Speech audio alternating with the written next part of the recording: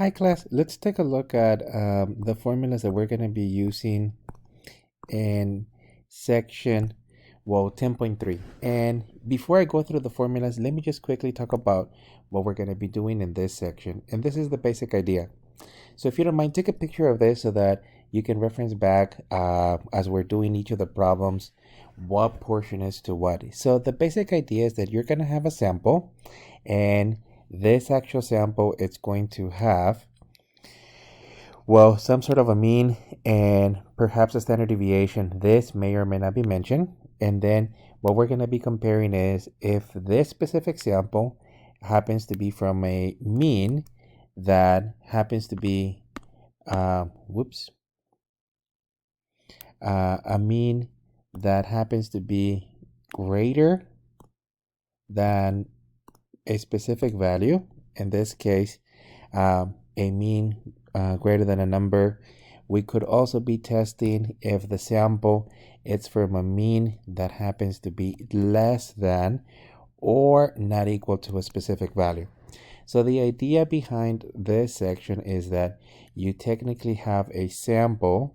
In this case, we're looking at some sort of a sample here, and we're going to be testing if it's likely that it's coming from a population that has a mean greater than a number less than or not equal.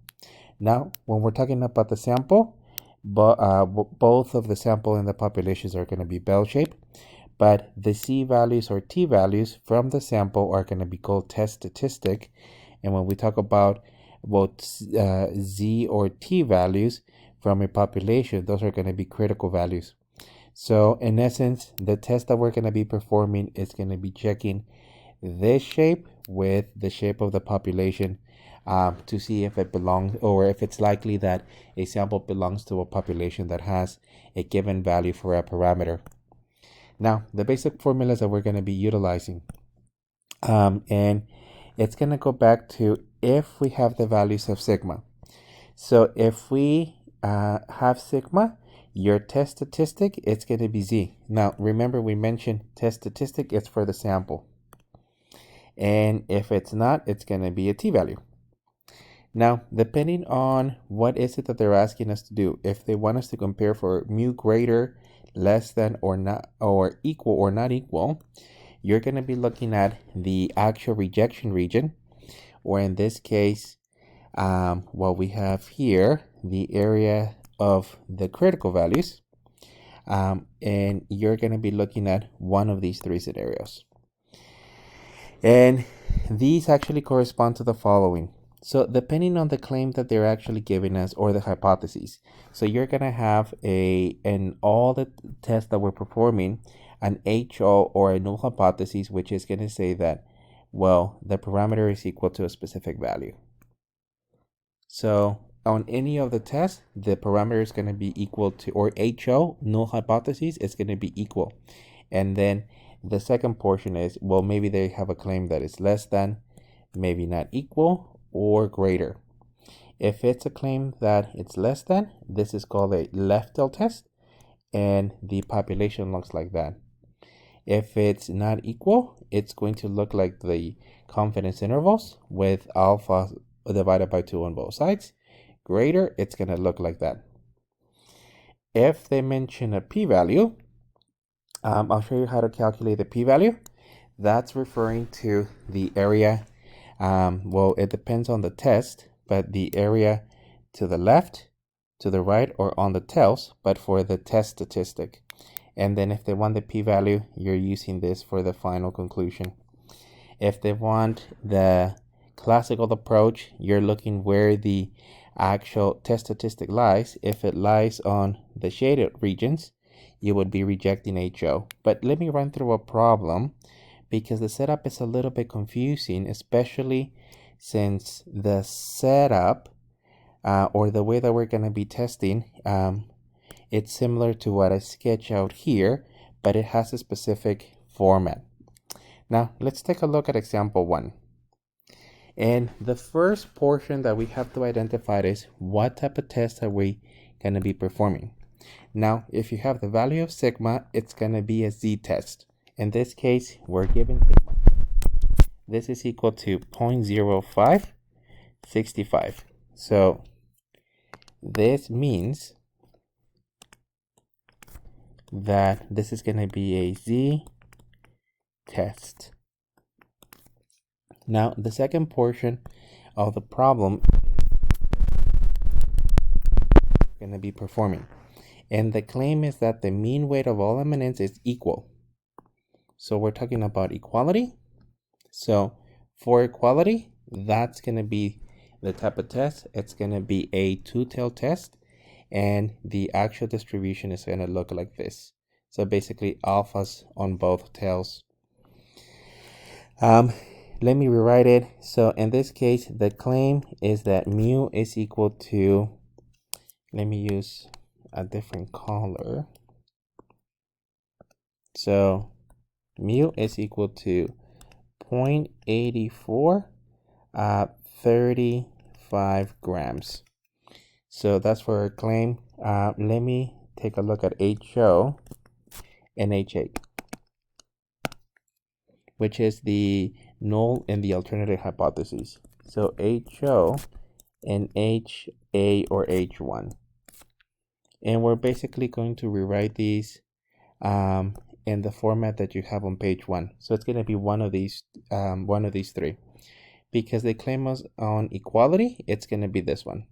So on all the HOs, you have an equal. And then the second one, the H1 or HA, is the one that's going to be different. So in this case, our HO, it's going to be that mu is equal to, and this is, well, the claim, 0.8435 grams.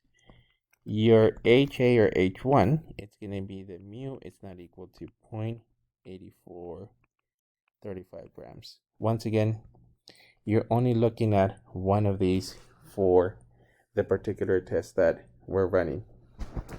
The next portion, it's going to be for us to look at the critical values. Let me write it as critical values. And your critical values are going to be based on the values of alpha. In this case, this is alpha 0.05, which means that C is equal to 0.95. So your critical value, it's going to be that alpha is equal to 0.05. C is equal to 0.95.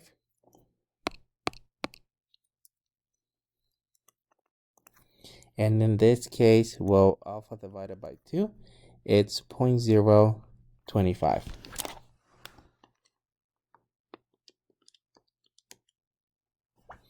Now, the shape of the actual distribution, it's going to be bell shape.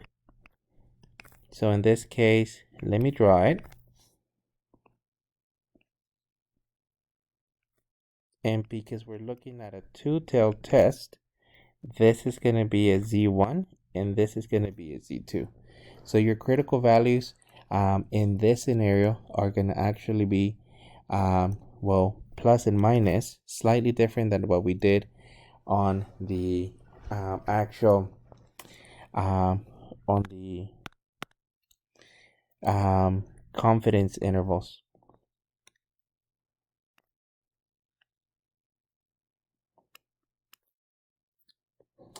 Okay, so let me run the code to find the actual.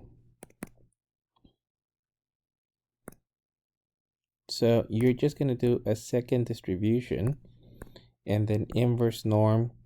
The area on one tail is 0.025. Mu and sigma is equal to those two values.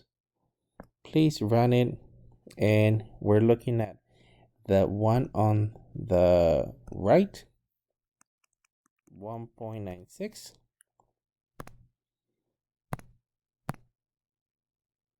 and negative 1.96.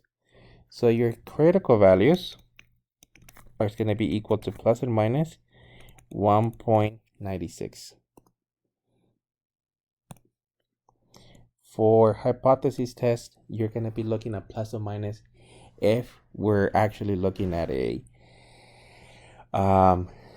if you're actually looking at a two-tailed test. Now the next portion, and I'm just going to write it here, it's going to be with respect to the sample. So far from what I talked here, you're technically looking at this area. So we're technically looking at the population. We're not going to look at the sample. Now, we typically don't draw out the sample. We just find the test statistic and see where it actually happens to land.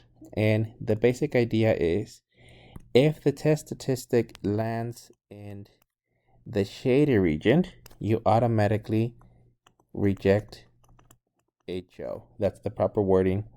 If it lands on the non-shaded, your conclusion is going to be to fail to reject HO. So let's actually calculate the test statistic.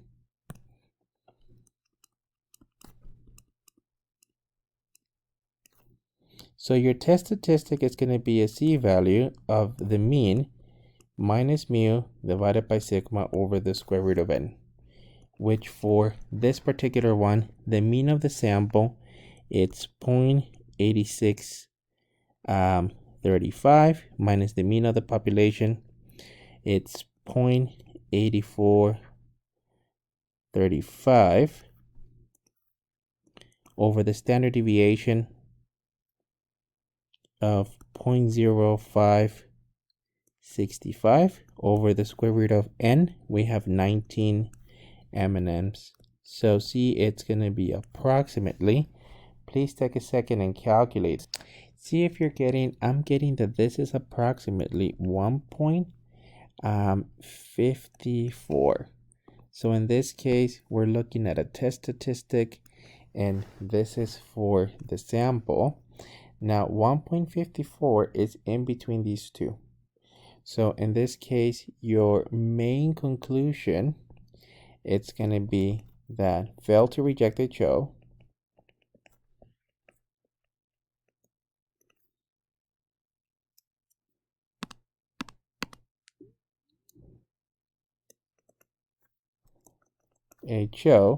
and you can simply say because the test statistic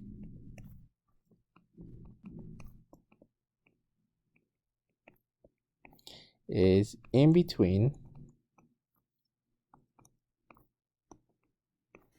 the C values of plus or minus 1.96 when C is equal to, in this case, 0.95. We have to mention the level of the test, and at the minimum, the critical values. This is because if we were to change one of the values, you may end up with a different conclusion. So at the very minimum, you're actually providing a statement of reject or fail to reject. Now, what this means is if you fail to reject HO, the statements in this scenario are based on HO. And if you end up failing to reject HO, that means that this is true, this is false, or you don't have sufficient evidence to conclude that the mean is not equal to that specific value. Now, let me show you how to run this with the calculator. And in this case, go to stats, go to actual test, z-test, make sure you plug in everything in there.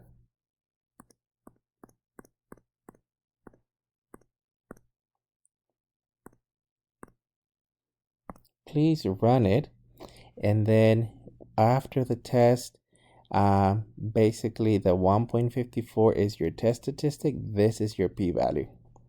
Now let me show you what the p-value represents, and in this case your p-value,